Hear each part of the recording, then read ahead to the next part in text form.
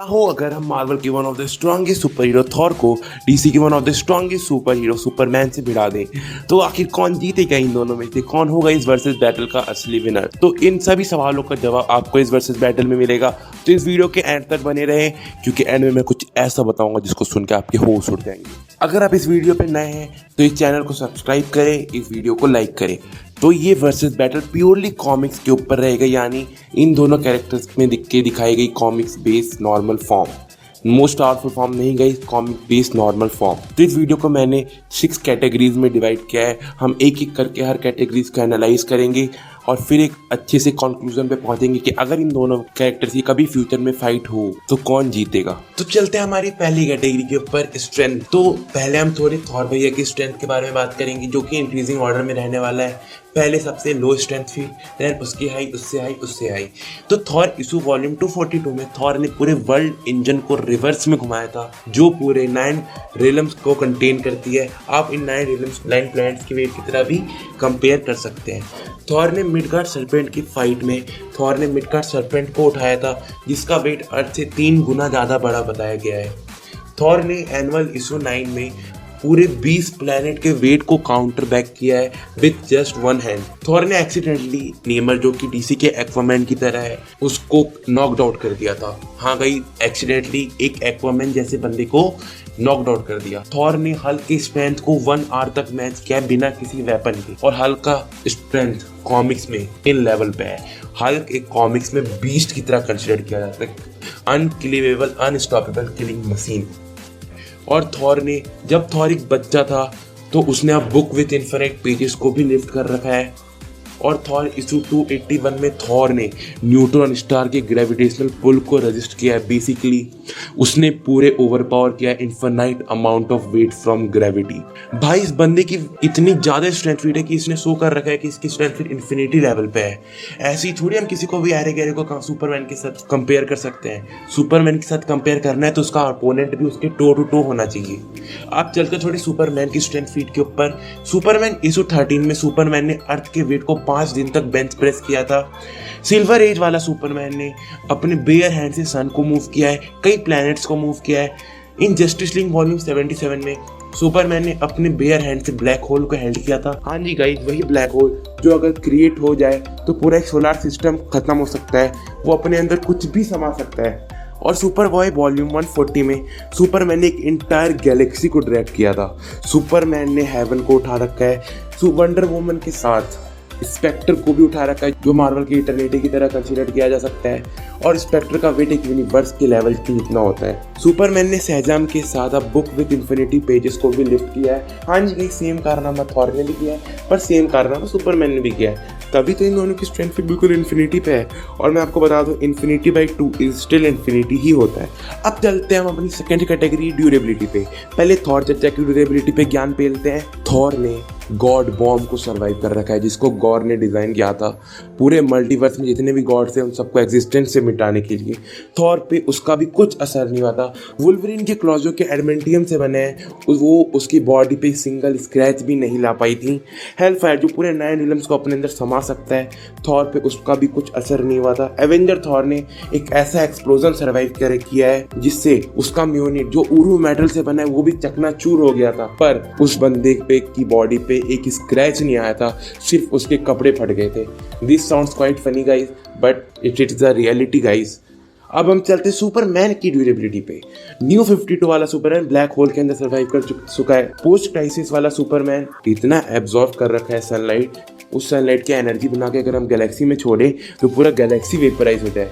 उस बंदे पे उसका कुछ असर नहीं हुआ था, होगा भी क्यों नहीं गाइस। सनलाइट तो उसकी वीकनेस थोड़ी है, उसकी पावर है सुपरमैन की।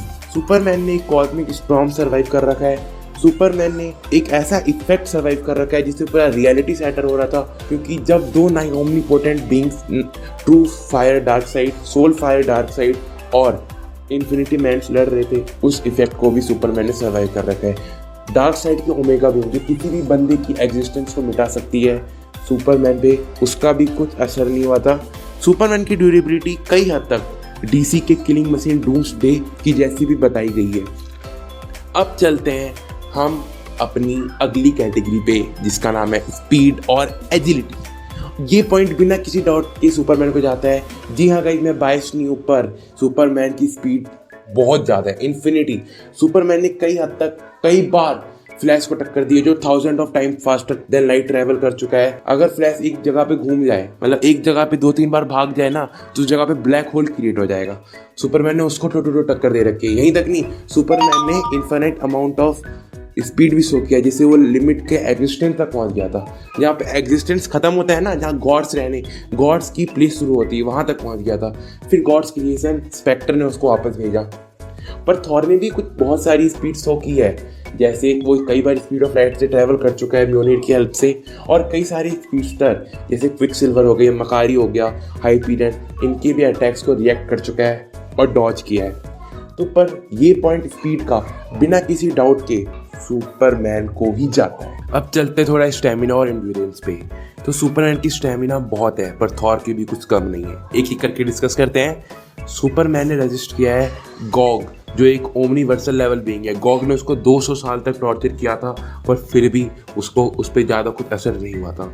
सुपरमैन ने लगातार 60 दिनों तक फ्लाई किया है, और वो अपने यूनिवर्स के एंड तक पहुंच चुका था, फिर वो अर्थ पे आया लगातार 7 दिनों तक। अब हम थॉर के स्टेमिना की बात करते हैं। ओल्ड किंग थॉर ने पूरे 9 महीनों तक गॉड से फाइट किया है, और यहीं तक नहीं, एवेंजर्स थॉर ने पूरे 9 महीनों तक फ्रॉस्ट जायंट्स की आर्मी से फाइट किया है, और थॉर ने वेलहेला में थाउजेंड्स ऑफ ईयर से भी ज़्यादा फाइट किया है। जी हाँ गाइस, तो स्टैमिना का पॉइंट तो बिना किसी डाउट के थॉर को जाता है। कहाँ वो बंदा 60 दिनों तक 200 साल तक कर चुका है, और कहाँ थॉर 1000 साल से भी ऊपर फाइट कर रखा है बिना एग्जॉस्ट हुए। और अब हम आते हैं एक्सपीरियंस और बैटल आईक्यू पे। तो ये पॉइंट बिना किसी डाउट के थॉर को जाता है, क्योंकि थॉर की एज अभी तक 1500 साल की बताई गई है, और थॉर ने मूवीज में खुद ही कंफर्म किया है कि उसने अपने एज के दुगने नंबर ऑफ एनिमीज को मारा है। और बैटल आईक्यू का भी पॉइंट थॉर को जाता है, क्योंकि थॉर को none other than all father Odin, जो पूरे 9 रिलम्स के फादर है, 9 रिलम्स के कॉन्क्वेरर है, उन्होंने ट्रेन किया, जिनकी एज 10,000 ईयर से भी प्लस की बताई गई है। और वीकनेसेस की बात करें तो थॉर की अभी तक की मूवीज़ में या कॉमिक्स में कोई मेजर वीकनेस रही नहीं है, पर सुपरमैन की रह चुकी है क्रिप्टोनाइट और मैजिक। बच्चों वाला मैजिक नहीं, लोकी थॉर वाला नहीं, जटाना डॉक्टर फेट लेवल वाले मैजिक। अब हमारे फाइनल कैटेगरीज पे आते हैं, पावर्स एंड एबिलिटीज। पहले हमारे थॉर भैया की पावर्स एंड एबिलिटीज की बात करेंगे। तो थॉर के पास है god level strength, god level durability, lightning control, weather manipulation, teleportation, weapons, anti force, life force, god blast, flight magic, Asgardian magic, invulnerability, और god like stamina, god like endurance, god like speed. अब हम Superman के powers and abilities की बात करते हैं। तो major same ही है, बस कुछ डिफरेंस है 5-6 में ही, जैसे telekinesis, heat vision, x-ray vision, telepathy, freeze breath, invulnerability, longevity, very much intelligence, IQ, solar flare, और फिर same god like strength, god like durability, god like stamina, god like endurance, god like speed.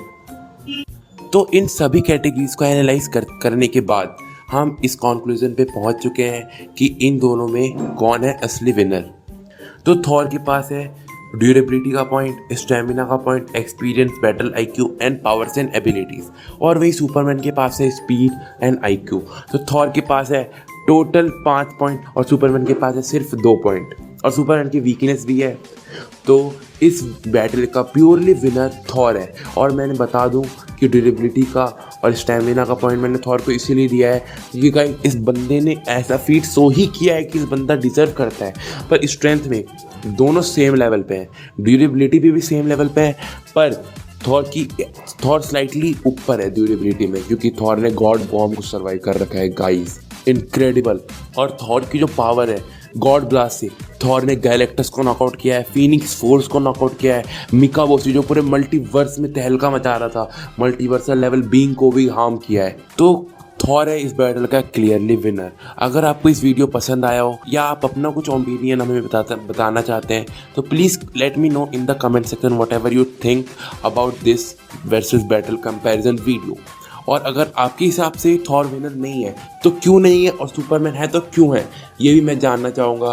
अगर आपका opinion मेरे opinion से match करता है तो like कर दो, नहीं करता है तो भी लाइक कर दो, नहीं करता है क्यों नहीं करता उसका रीज़न भी लिख देना गाइस कमेंट सेक्शन में, ताकि मुझे और थोड़ा नॉलेज मिले। और अगर आप चाहते हो मैं इसी तरह और मज़ेदार वीडियोस लाता रहूँ तो प्लीज़ इस चैनल को सब्सक्राइब करो, इस वीडियो को लाइक करो। Okay guys, bye bye.